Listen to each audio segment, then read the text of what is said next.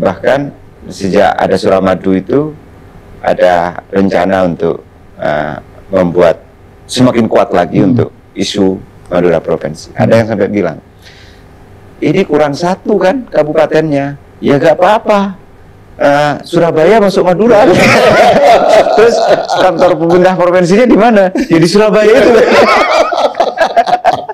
Jadi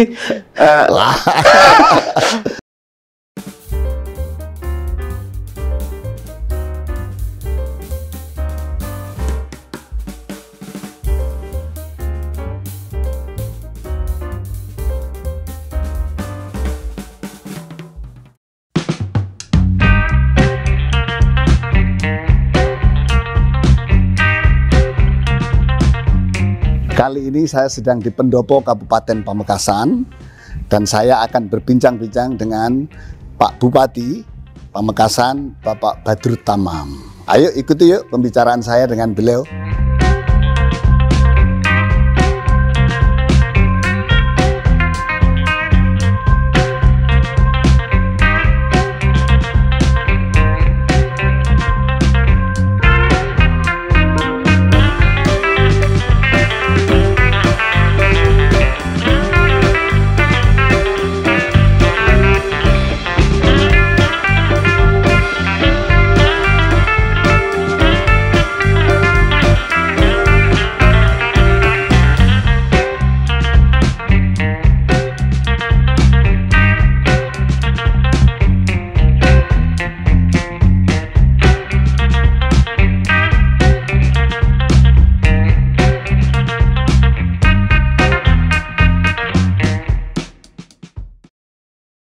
Nah, ini saya bersama Pak Badrut Tamam, Bupati Pamekasan.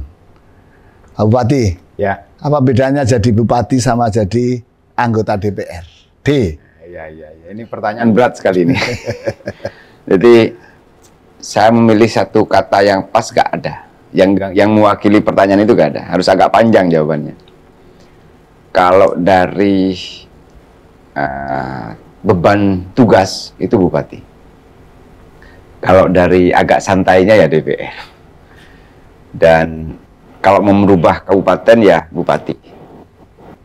Kalau mau agak santai-santai ya DPR. Karena tugas DPR itu ya parley, ngomong. Tapi kalau tugas bupati itu tidak hanya ngomong, tapi harus bekerja maksimal. Eksekutor. Eksekutor. Mengeksekusi kegiatan-kegiatan. Dan dalam satu hari itu bisa ada lebih dari 50 keputusan harus diambil. Mulai dari keputusan-keputusan besar sampai keputusan yang administratif. Sehingga tugas bupati itu harus sering di kabupaten. Karena harus tahu. Bahkan kalau dulu itu daun jatuh pun bupati harus tahu. Jadi beberapa persoalan kecil pun bupati harus tahu dan harus mengambil keputusan. Karenanya tugas bupati itu sudah sangat berat sekali, apalagi di era pandemi dan revolusi ini. Revolusi industri itu membuat seluruh kita ini harus berpikir extraordinary. Rakyat pun juga mengadunya ke bupati ya? Ya, dari hal paling kecil sampai mau ngurus SIM, datang ke pendopo karena merasa memiliki bupati. Ada yang sebagian ya ngantarkan hasil pertanian sebagai bentuk penghormatan, datang ke pendopo juga dan harus ditemui. Kalau nggak ditemui akan kecewa dan sakit hati. Sampai curhat anak-anak muda ya ke bupati.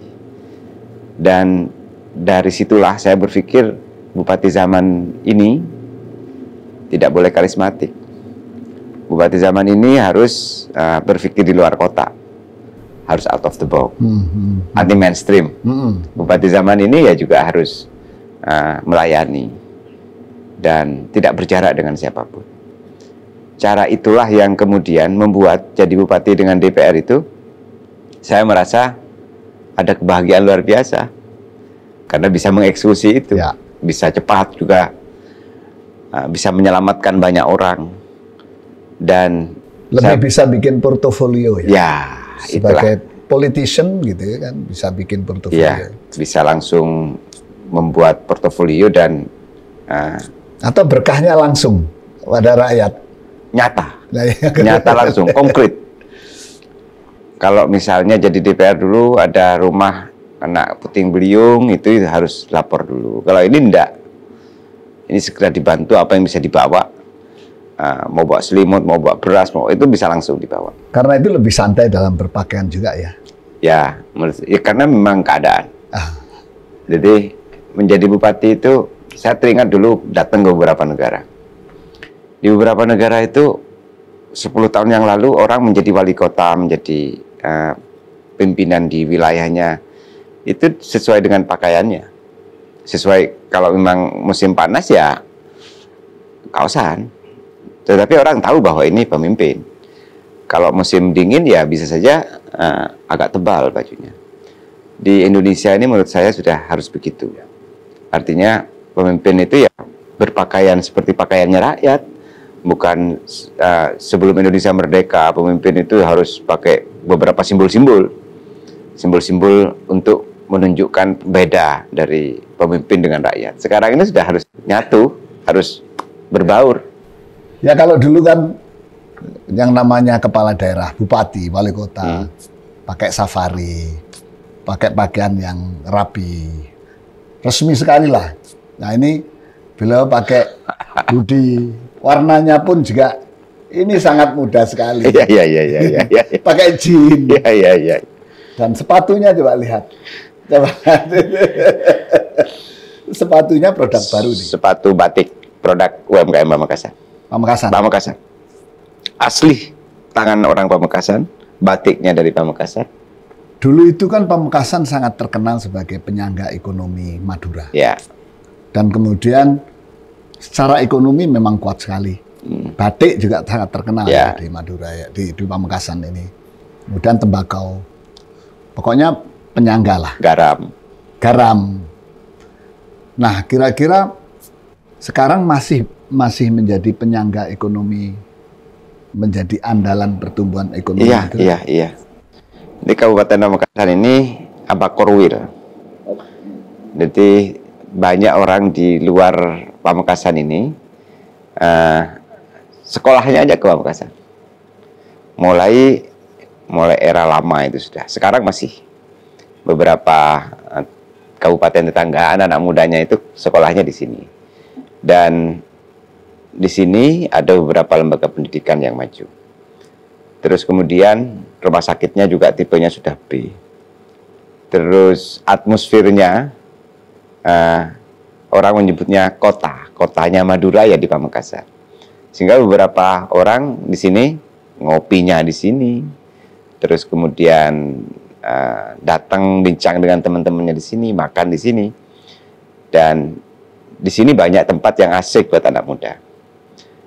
Karenanya sebenarnya bukan karena saya, tapi karena memang sejak dulu Pamekasan ini menjadi jujukan beberapa orang-orang, mulai dari sekolah dulu mau ke rumah sakit, terus kemudian mau beli belanja, itu banyak tempat-tempat di sini. Nah, dari basis itu Pak Bupati, ya. Apa mimpinya Pak Bupati untuk Sumeneb dan apa untuk yang Pamekasan? kemudian? Ya, sorry, mohon maaf, saya keliru Sumeneb. Pamekasan. Iya. Apa mimpinya Pak Bupati untuk Pamekasan? Apa kemudian program-program yang menjadi prioritas Pak Bupati? Saya jadi teringat begini. Di masa saya kecil, dulu seluruh mobil ambulan itu warna putih. Seluruh rumah sakit dan puskesmas serta pusat layanan kesehatan itu warna putih. Mau rumah sakit swasta atau negeri itu warna putih semua. Melalui teori devian positif, semua rumah sakit dirubah warnanya tidak warna putih. Ambulan juga tidak warna putih. Terus kemudian setelah itu ada produk mobil warna putih, limited edition, terbatas, dipakai oleh orang-orang sekeren Mas Arief lah kira-kira. Dipakai oleh orang-orang yang sedang menjadi top leader, anak-anak muda gaul. Dan sekarang warna putih lebih terhormat daripada warna yang lain di kendaraan. Bahkan saya tanya ke beberapa dealer di sini sejak awal saya jadi bupati, motor yang lebih banyak peminatnya itu yang warna apa? Putih. Yang dulu laris lah ya. Yang paling laris. Dulu sebelum warna putih di kendaraan itu dianggap ambulan, lebih murah dari yang lain. dari situlah saya berpikir bahwa mengelola pemerintahan ini ya juga harus anti mainstream, harus out of the box.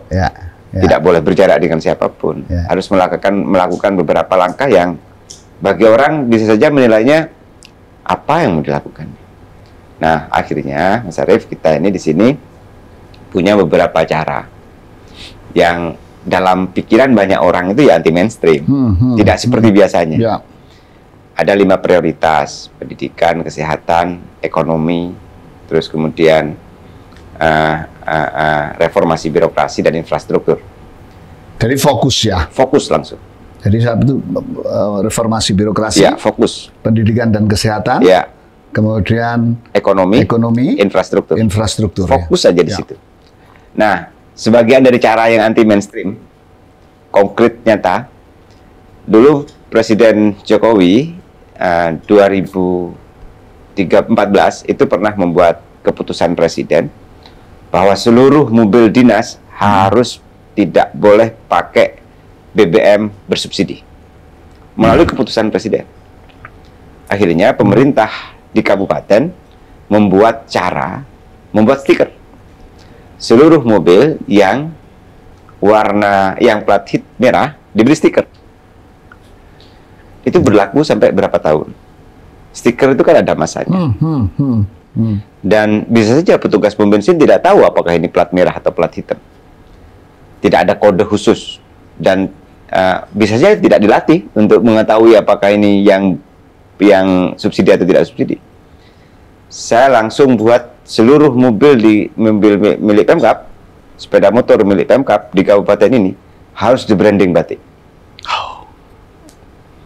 Saya dapat banyak dari situ. Untuk identifikasi bahwa Pamekasan itu top di batik. Sebagian itu, sebagian yang lain ya biar tidak pakai yang subsidi.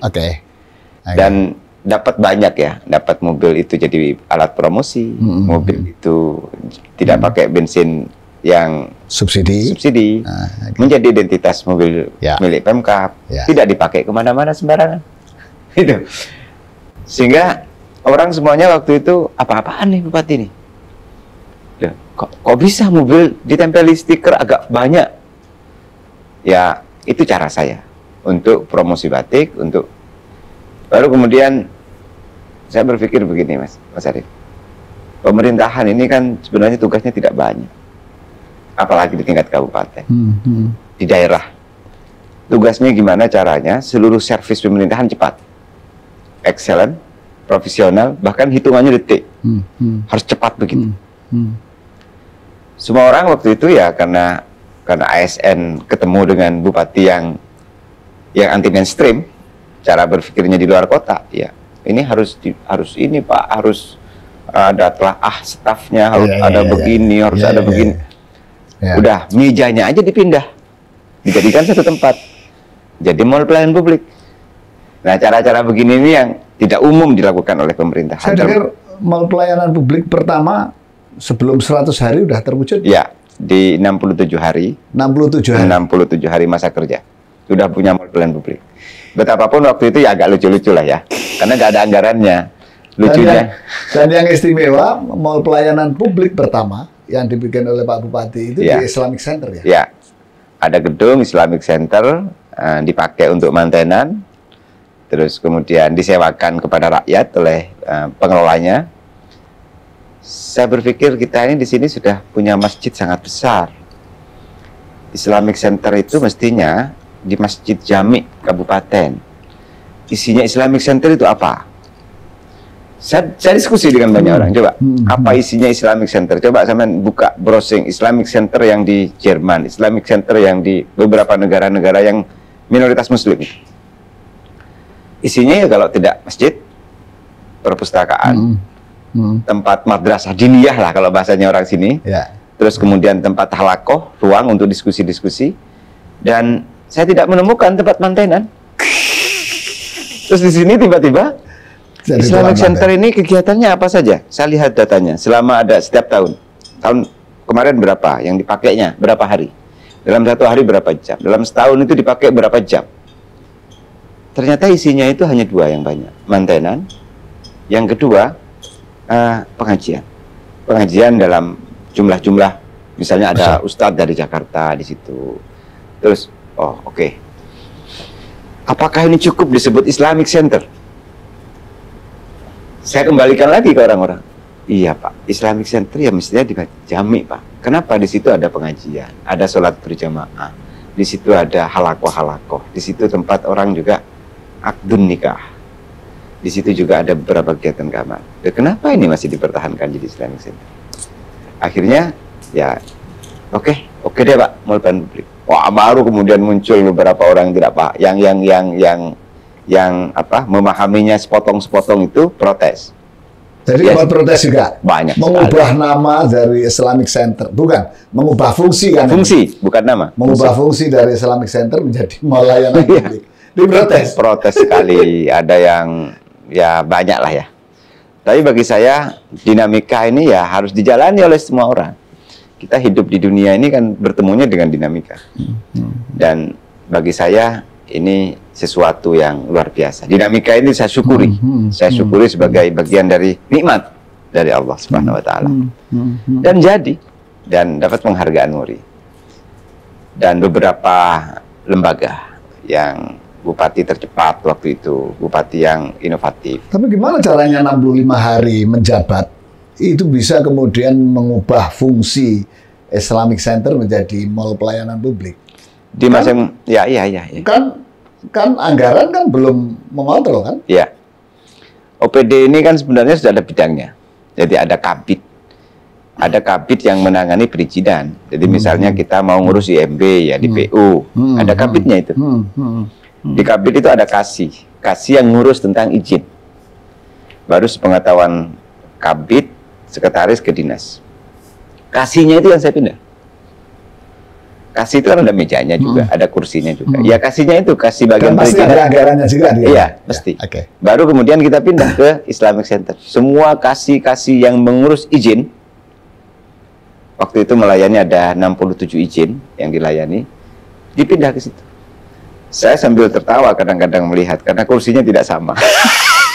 sesuai dengan inventaris yang ada di kantor masing-masing. Jadi misalnya kalau di dinas kesehatan itu agak hitam, kursinya juga begitu. Terus yang lain karena interiornya agak coklat ya.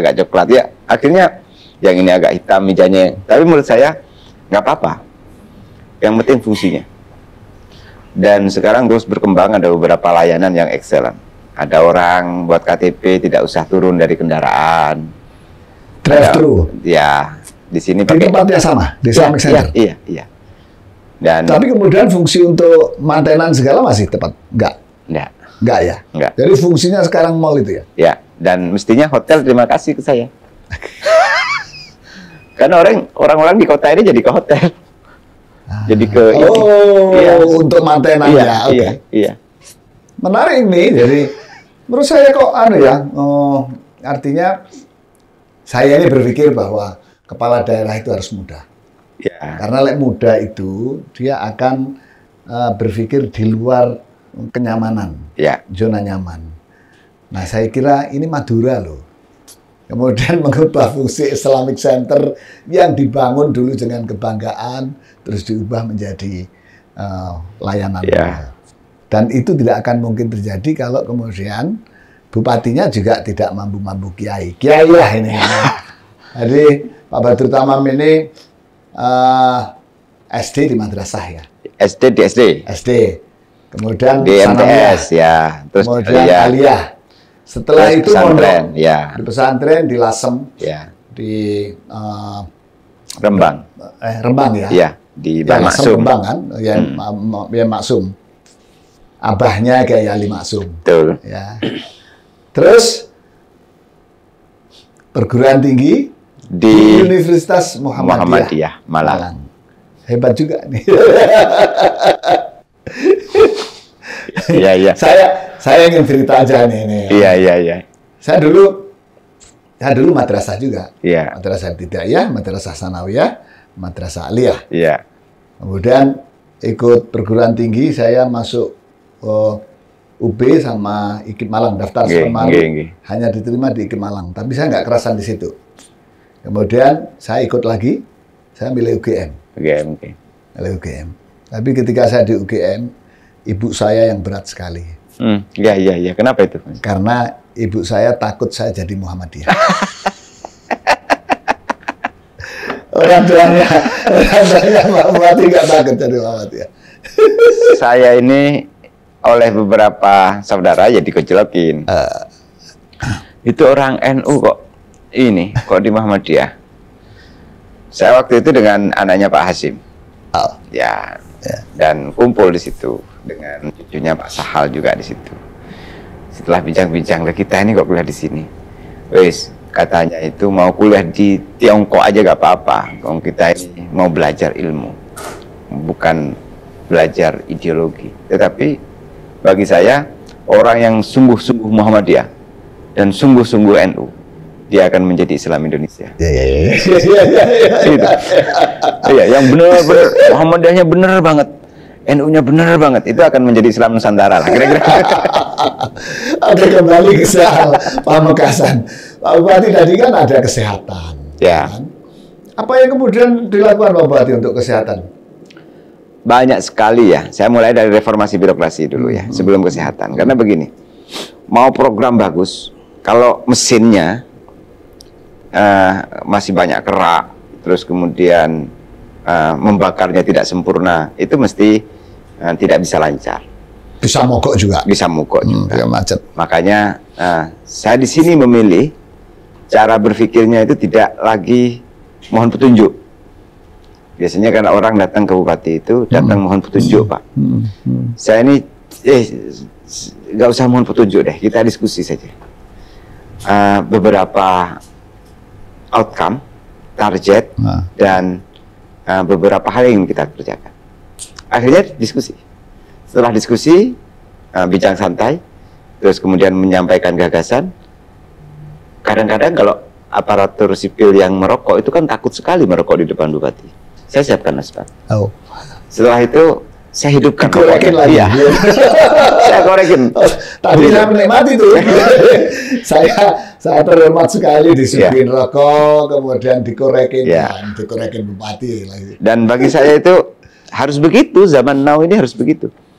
Setelah sama sudut pandangnya bahwa pemerintahan itu harus cepat, bahwa harus kolaboratif di antara kita, bahwa harus inovasi, bahwa tidak ada yang lebih terhormat di antara satu dengan yang lain. Yang membuat lebih terhormat itu adalah konsistensi dan kesungguhan. Baru setelah itu teman-teman mulai Pak, oke, kalau begitu oke Pak, oke kita bekerja ya, bekerja. Saya memposisikan jabatan saya ini juga tidak untuk gagah-gagahan. Saya menurut orang tua saya ini ya, dan saya pegang prinsip itu, jabatanmu itu hanya alat perjuangan, nak. Kalau kamu di situ tidak mau berjuang, saya tidak bangga kamu jadi bupati. Tidak bangga kamu menempati posisi itu. Dan lebih baik ya mundur saja.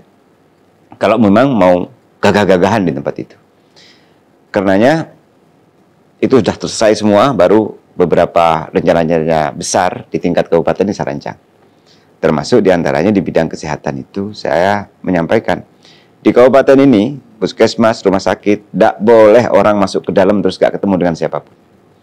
Harus disambut dengan salam, senyum, sapa, dan aromanya itu aromaterapi. Jangan aroma obat. Aroma. Nah, itu udah jalan di sini. Ini penting ini, dicek ini, aromaterapi. Iya, aromaterapi. Jadi, harus aromaterapi. Baru kemudian setelah itu, saya beberapa kali datang ke rumah sakit sebelum menjadi bupati, daftar, terus setelah itu lama lagi nunggu, terus setelah itu diperiksa dikit, kembali minggu depan. Kita yang tidak paham kesehatan ini jadi khawatir. Ini kan begitu. Saya ini sedang sakit atau sedang tidak sakit. Akhirnya orang mencari beberapa koneksi untuk mendapatkan layanan itu. Cepat dan itu karena karakteristik revolusi industri 4.0 ini kan cepat sampai ada sekolah akselerasi sampai ada jadi kecepatan itu menjadi syarat. Akhirnya saya buat Pamekasan Callcare.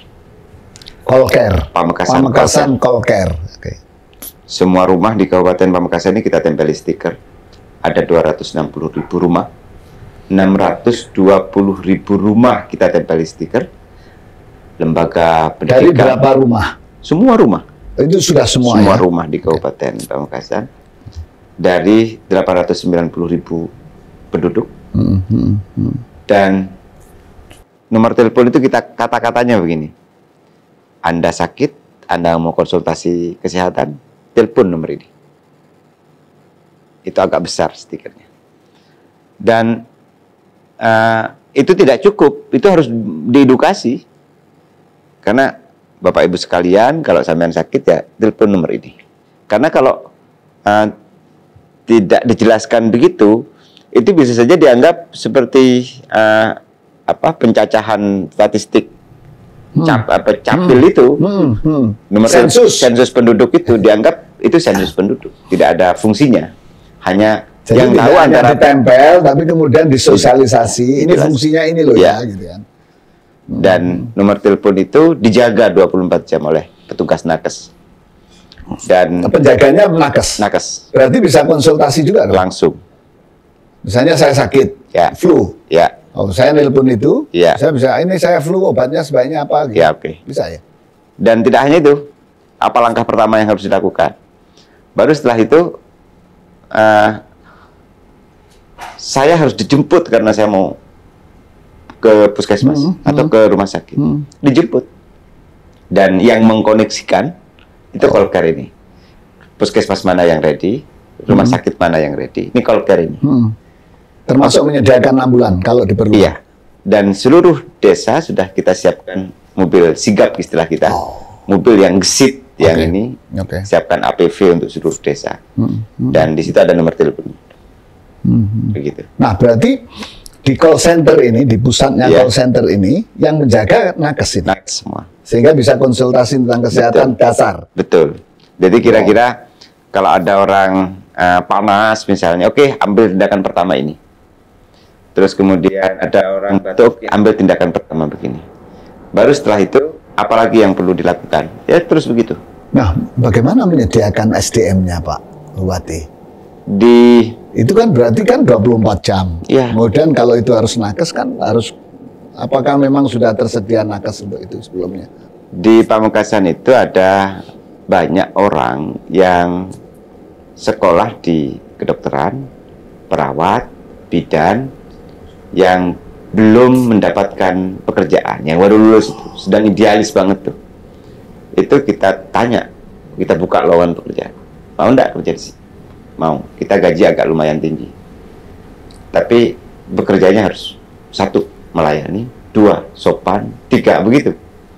Akhirnya mau, oke. Yang lulus di situ kita letakkan ada 3 shift dari jam 6 pagi sampai jam berapa begitu terus begitu selama 24 jam dijaga nomor telepon. Wow. Jadi bisa saja jaga nomor telepon ini, jaga kesehatannya rakyat. Saya sampaikan bahwa tugas Anda di sini mulia sekali karena memastikan bahwa orang sakit akan terlayani dengan cepat.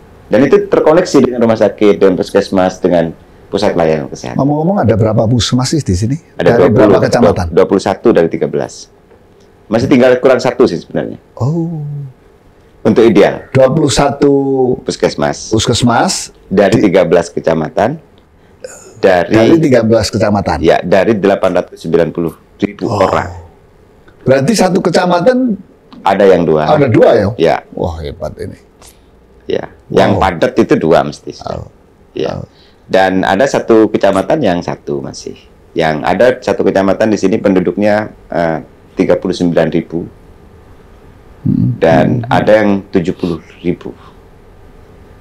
Nah, itulah yang kemudian menurut saya Pamekasan Call Care itu menjadi cara pemerintahan zaman now hadir di tengah-tengah Secara masyarakat langsung. kita. Iya. Ngomong-ngomong dulu waktu DPR di komisi apa sih? Saya pindah-pindah. Tapi pernah di komisi E. Pernah di E, pernah Yang di B, kesehatan E, ya, kan? E ya, iya. Yang di B pertanian pernah, di keuangan pernah, di C pernah. Rasanya DPR itu menjadi sekolah Pertama. ya, untuk menjadi pemimpin, untuk menjadi eksekutor. Iya, iya, iya. Dan pemirsa harap tahu Pak Badur Tamam ini masih muda sekali. Jadi bupati berarti kalau sekarang 44 ya? 40-an saya. 40. Iya. Bupati 39-an ya berarti kan. Kalau sekarang 44 ya. Iya. 40. Terus saya penting itu muda itu.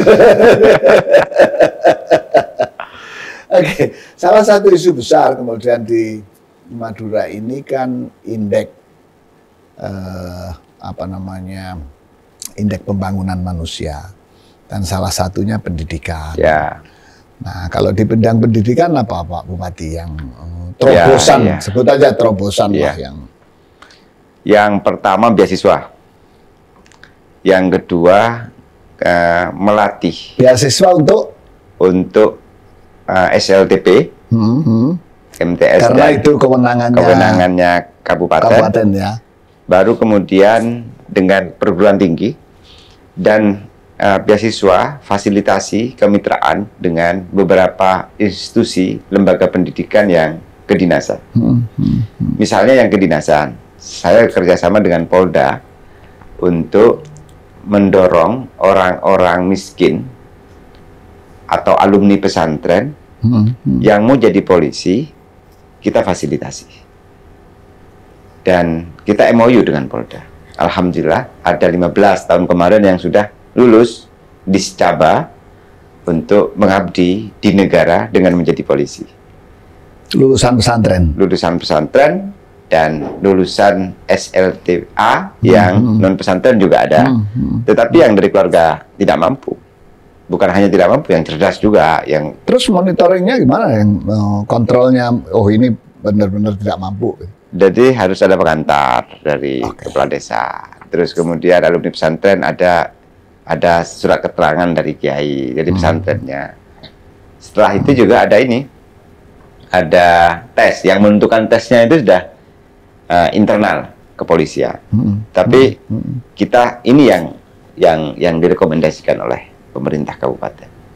Alhamdulillah dari 100 berapa yang daftar itu kemarin ada 15 yang lulus. Dan sekarang sudah jadi polisi.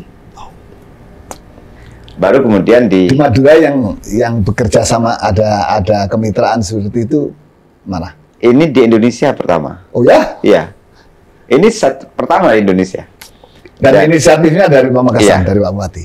Termasuk kita juga datang ke beberapa sekolah kedinasan yang lain. Saya datang ke Akmil.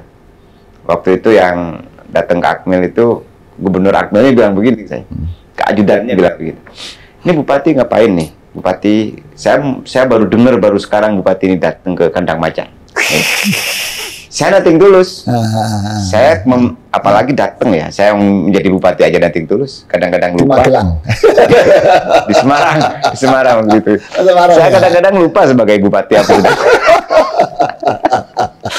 Akhirnya diterima. Ternyata beliau, Pak Gubernur itu kenal dengan saya. Pernah beberapa kali ketemu. Akhirnya yang di waktu sebentar, akhirnya jadi panjang diskusi. Saya berpikir begini, banyak orang desa yang cerdas, yang berkomitmen kuat untuk mengabdi di negara ini, yang dari keluarga tidak mampu, yang fisik, pikirannya, semangatnya sudah cukup, tapi karena tidak punya akses, tidak tahu akses informasi dan beberapa syarat yang harus dipenuhi. Saya sampaikan begitu. Akhirnya saya terharu sekali, ada anaknya orang tukang pijit, bisa jadi lulus kemarin di Akmil. Sebelumnya ada orang tuanya itu honorer, lulus jadi Akmil. Dan ini kebanggaan bagi saya. Wajar kan? Orang biasa terus jadi luar biasa. Calon pemimpin besar suatu saat. Beda sekali kalau misalnya anaknya bupati jadi bupati, ya wajar lah. Tapi kalau anaknya tukang becak terus jadi bupati, ini yang luar biasa. Nah, cara saya begitu itu saya lakukan karena bagi saya IPM dan karakter generasi hebat masa depan syaratnya 3. Yang pertama memiliki ilmu, memiliki iman dan attitude, dan mau berinovasi dan berkolaborasi. Nah, yang generasi lahir dari kelompok yang jadi tentara, TNI, yang jadi polisi, ini harapannya mau juga berkolaborasi dan dengan seluruh elemen termasuk dengan pemerintah. Dan alhamdulillah Forkopimda di sini, mohon izin Mas, saya ini main gaplek dengan Forkopimda. Jadi pertemuannya bukan lagi pertemuan izin. Wah, kalau sudah main gaplek gitu ya pasti gaplek lah. Itu menggambarkan keakrabannya ya. Main gaplek. Ya, ya, Saya ya. biasa ngidupin rokoknya. Saya Ya, begitu ya, biasa. ya, ya. Karena bagi saya kolaborasi ya harus sama sudut pandangnya. Ya, rasanya memang itu harus ya, Ya. karena tanggung jawab keamanan itu sesungguhnya di kepala daerah. Kepala daerah itu bertanggung jawab keamanan, Ya. kesehatan, pendidikan, pokoknya semuanya. Tapi kalau kadang-kadang yang punya kewenangan untuk menangani keamanan kan orang lain. Ya, Nah, institusi lain. institusi lain. Karena itu kalau nggak collab gitu ya pasti tidak akan Ya, bagus. makanya harus kerjasama bareng. Ya, ya. Dan saya sejak dilantik, saya dilantik hari ini, besok saya langsung datangi Forkopimda ke kantor-kantornya. Saya telepon, Pak, saya mau datang. Jangan Pak Bupati, ini saya yang datang. Itu Bupati yang tahun 2018 harus datang, Pak. Kita yang datang. Datang saya ke kantornya masing-masing. Saya nggak mau didatengin. Saya datang, kita kerjasama. Pamekasan ini bukan milik saya. Pamekasan ini milik kita. Dan kita ini dibayar oleh negara untuk mengabdi. Oke, bareng-bareng. Apa fasilitas yang perlu dibantu? Langsung begitu. Oh, kebetulan waktu itu mobilnya jelek banget.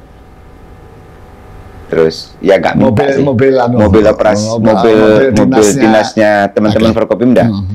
Hampir semuanya nggak ada yang minta. Hanya saya harus punya kepekaan. Ya. Ya. Terus waktu itu saya naik sedan ini Forkopimda mobilnya ya ada yang agak tua banget. Waduh, ini kalau tugas ke Surabaya, tugas ke kalau macet di jalan gimana? Dari situlah saya langsung, ini mobil harus diganti nih. Langsung begitu sih. itu cara saya lah ya, cara saya untuk. Oke, berarti kan Pak Bupati ini kan tahun 2018 ya. 2018 berarti sekarang hampir ini tahun keempat. Ini tahun keempat ya. Oke. Berarti kan sudah tahun keempat.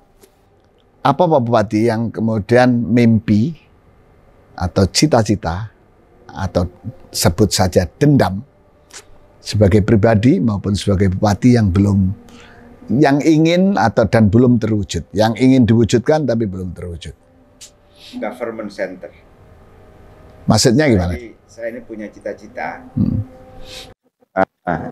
Jadi yang membuat semangat itu ekonomi, terus kemudian pendidikan, kesehatan, ini jalan nih, dan infrastruktur ini jalan, pemerintahannya melayani. Nah, untuk melayani itu saya berpikirnya tidak bisa dari satu track. Misalnya, gimana cara melayani? RPJMD. Oke. Saya berpikir RPJMD saja ini tidak cukup tanpa pertolongan dari Gusti Allah. Maka di sini saya setiap malam Jumat di pendopo sini, saya ada tempat itu berkirim doa, beristighosah, bersolawat. Doanya itu mulai dari Presiden Soekarno.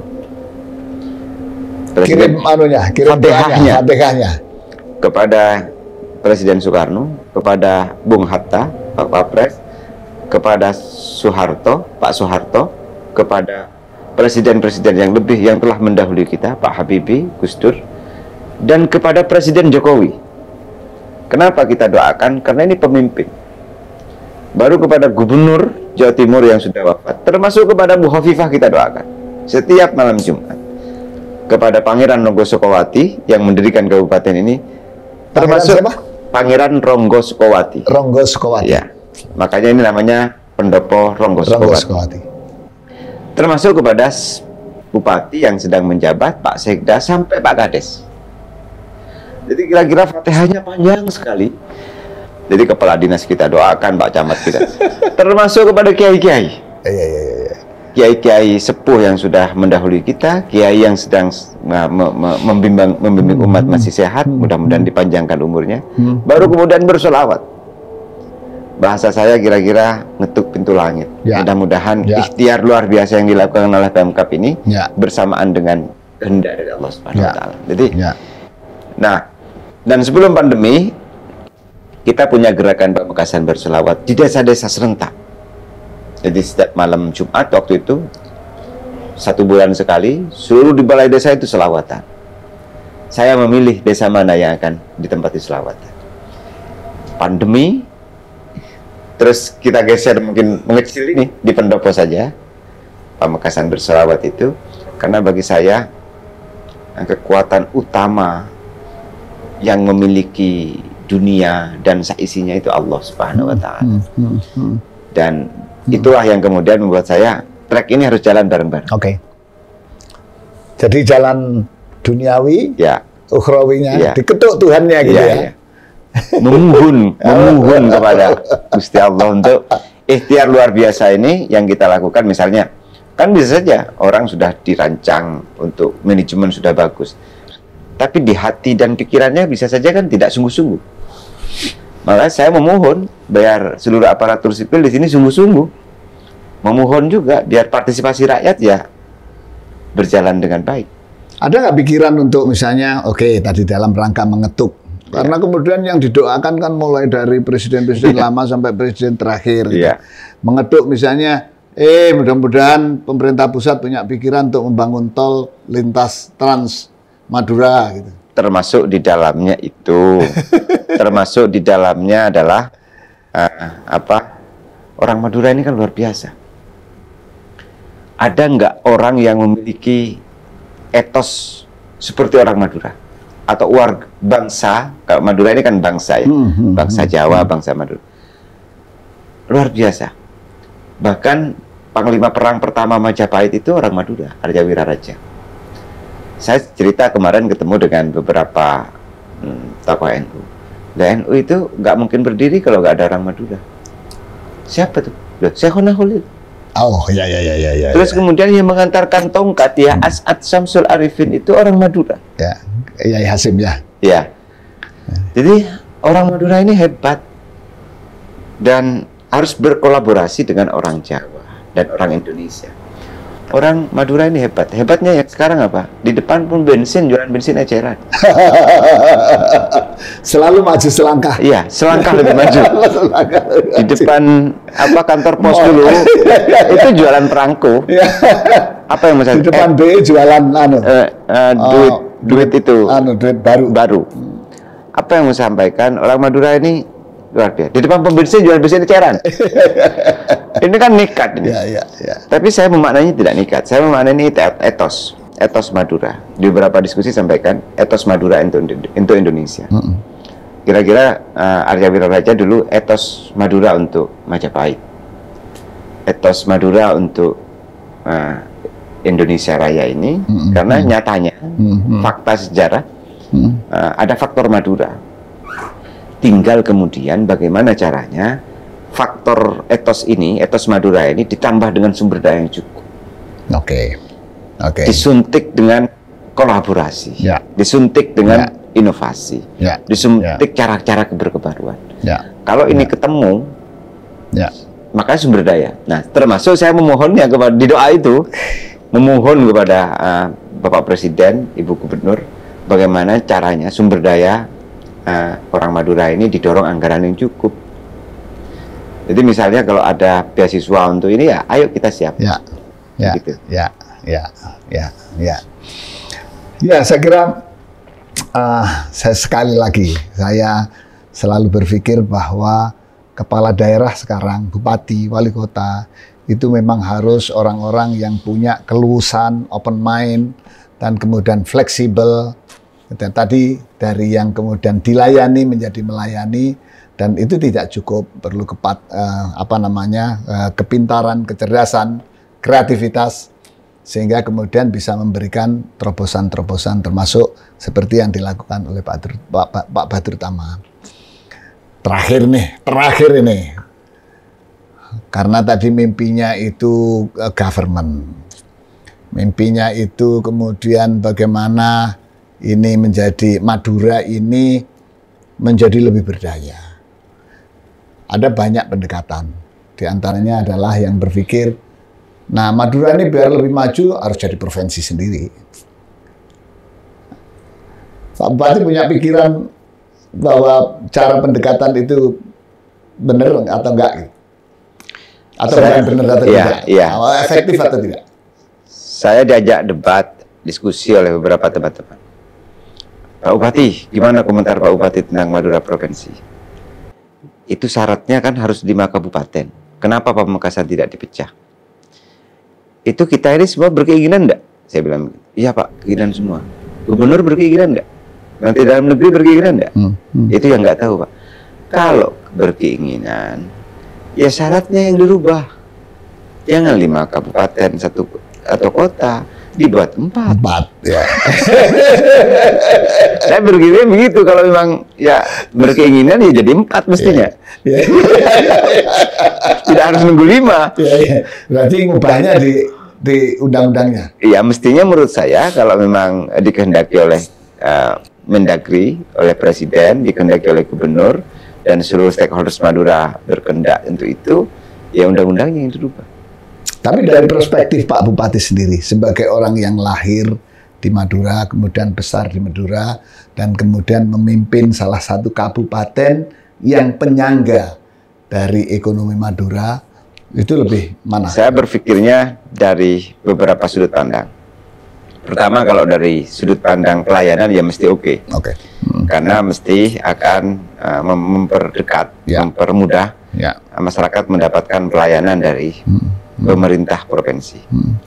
Baru kemudian yang kedua, dari pembiayaan APBD. Kalau semua berkomitmen efisiensi, oke.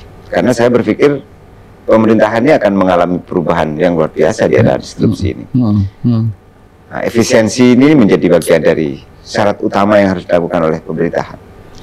Misalnya pelayanan, satu contoh parkir saja deh. Parkir itu sudah ada disrupsi. Satu sisi ada orang yang bekerja sebagai tukang parkir, di sisi yang lain ada kebutuhan transparansi dan akuntabilitas pelayanan. Nah, ini yang menurut saya perlu dipikirkan di proses berdirinya provinsi baru yang di Madura. Provinsi baru Madura ini diskusinya hampir 20 tahun. Bahkan sejak ada Suramadu itu ada rencana untuk membuat semakin kuat lagi untuk isu Madura Provinsi. Ada yang sampai bilang, ini kurang 1 kan kabupatennya, ya gak apa-apa, Surabaya masuk Madura. Terus kantor pemerintah provinsinya di mana? Ya di Surabaya itu.